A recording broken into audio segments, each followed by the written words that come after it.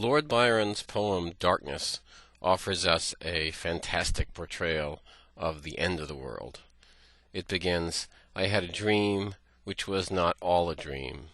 The bright sun was extinguished, and the stars did wander darkling in the eternal space, rayless and pathless, and the icy earth swung blind and blackening in the moonless air. Morn came and came and brought no day, and men forgot their passions in the dread of this their desolation."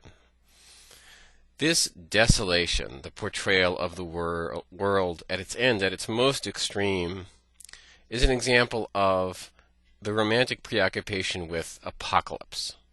Now, the word apocalypse comes directly from the last book of the Bible, which is the book of Revelation.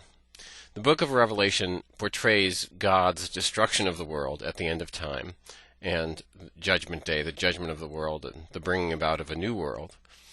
And the word apocalypse itself is a Greek word, which just means revelation. It's just the Greek word for revelation. Here it is in Greek. Here it is in a English transliteration of the Greek. Apocalypsis Jesus Christos means the revelation of Jesus Christ. So apocalypse doesn't actually mean destruction or end of the world. It just means revelation. But because the book of Revelation portrays the end of the world, we have now transferred the meaning onto the word itself. So when we say apocalypse, we mean a portrayal of the end of the world. And you can see the appeal of this for the Romantics, because they like to imagine nature and landscape at its most extreme. They like to imagine human emotion at its most extreme. What's more full of terror and awe than God's destruction of the world? And so they are interested in this biblical vision and then apply it to their own work. Here's a illustration of the book of one of the events in the book of Revelation is the four horsemen of the apocalypse: conquest, war, famine, and death. Down here at the bottom you can see how everyone is being destroyed. They are fighting. These two guys are biting one another. Famine and death have ruined and destroyed the world. This is Albrecht Dürer's Four Horsemen.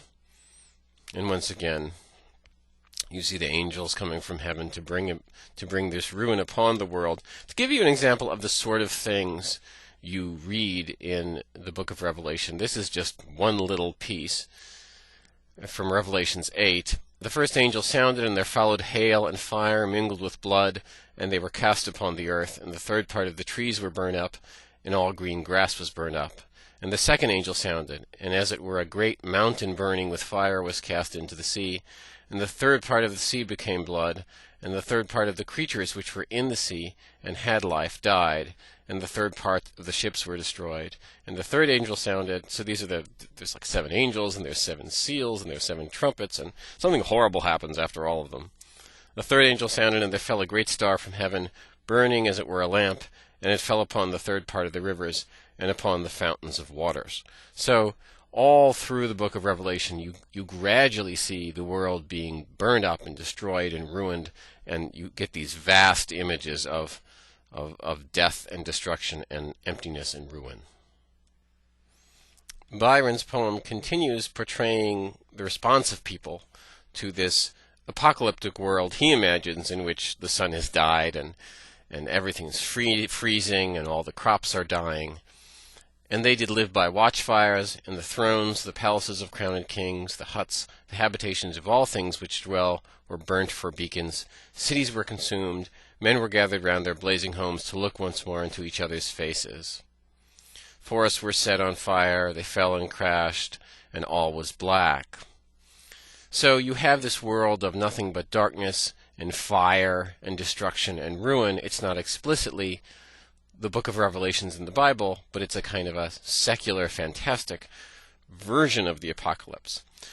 Now, in the 20th century, we have also adopted a lot of fantastic meditations on apocalypse, primarily emerging from what we call nuclear apocalypse. We adopt the term to talk about this.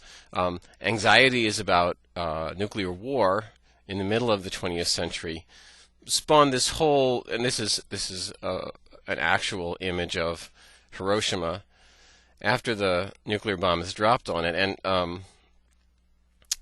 and you can see the ruin there. That image of an apocalyptic ruined landscape where nothing lives spawns a whole genre of science fiction art and science fiction film and literature in which we think about what would happen if the world were to end. This is the sort of image. You can see the similarity with Byron's world, where everything is flame and darkness and emptiness, and there are only a few survivors amid the ruins. We also have more recently these apocalyptic visions of what happens due to climate change. The Day After Tomorrow is a film about how the world, freezes because of climate change. The world ending in fire, the world ending in ice. These are all the sort of apocalyptic visions that the Romantics would also be interested in. This is the film 2012 the film 2012 made in 2009, which gives us the Mayan apocalypse or something or other like that. To give you some examples of Romantic artists who were portraying apocalyptic imagery, this is our old friend Caspar David Friedrich again. This is his painting The Sea of Ice, which is technically just an image of the Arctic or the Antarctic, but it shows that idea of the empty landscape. Up here you can see there's a ship that's been ruined by the ice. That empty landscape where nothing human can survive. It's so extreme. Thomas Cole was a painter who made a series of paintings you may be familiar with called The Course of Empire, and it shows empire arising out of nature. The last two are called Destruction and Desolation. And you see here both versions of the moment of ruin, the moment of apocalypse. It's not clear what's causing this. Apparently it's war. But you can see how everything is suddenly being destroyed. And then afterward we have that empty, desolate landscape.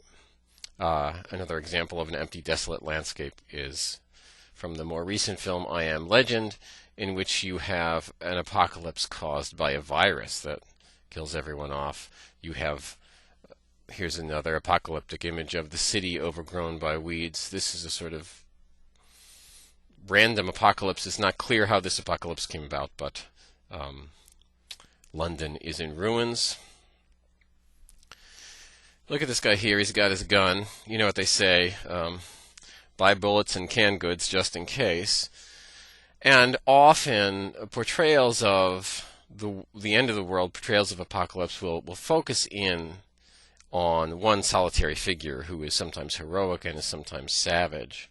The question of what happens to people when civilization is destroyed is one of the central concerns of apocalyptic literature, and Byron also thinks about this. The brows of men by the despairing light wore an unearthly aspect, as by fits the flashes fell upon them. Some lay down and hid their eyes and wept. So some give in to depression and fear, and some did rest their chins upon their clenched hands and smiled, so presumably they're going crazy. And others hurried to and fro and fed their funeral piles with fuel, and looked up with mad disquietude on the dull sky, the pall of a past world. They're sort of living in denial in a manic attempt to recreate something that can't be brought back. And then again with curses cast them down upon the dust and gnashed their teeth and howled. So humans are degenerating into animals. They're gnashing their teeth and howled. And frequently the discussion of what happens after an apocalypse will focus in on this idea that the majority of humans give in to their baser instincts, and only a few are left who try to maintain humanity. This is from the film The Road, based on Cormac McCarthy's novel, which, if you're familiar with it, focuses in on a man and his child who are trying to retain a sense of human dignity in the midst of a world that's completely post-apocalyptic world that's completely degenerated into a state of animalistic brutality. And these are images from, here's another image from The Road. This is from The Road Warrior, another road-like movie, which is a much sillier, a post-apocalyptic film from the 80s but also about how the great majority of the people have degenerated into animalistic punk rock types who, and only Mel Gibson is left to defend us. The wild birds shrieked, and terrified did flutter on the ground and flap their useless wings. The wildest brutes came, tame and tremulous, and the vipers crawled and twined themselves among the multitude, hissing but stingless. They were slain for food. So nature has turned into nothing but snakes and savage creatures, but even they have become denatured. They've become abnormal, and the normal order of things has disappeared. And war, which for a moment was no more, did glut himself again. A meal was bought with blood, and each sate sullenly apart, gorging himself in gloom. No love was left. So that idea that we have lost our humanity. When society disappears, we lose our humanity, and we become these brutal, warlike, loveless, bloody creatures. Here's the road warrior. That gives you an idea of what happens to us. We all put on metal faceplates and ride motorcycles and get punk pink hairdos, and everything goes downhill. Fortunately, Mel Gibson is there. He's the only one left to defend us, and a lot of the popular literature of apocalypse is focused on this heroic character who can defend us against the darkness and maintain humanity. All earth was but one thought, and that was death, immediate and inglorious, and the pang of famine fed upon all entrails. So the world has come to its absolute extreme.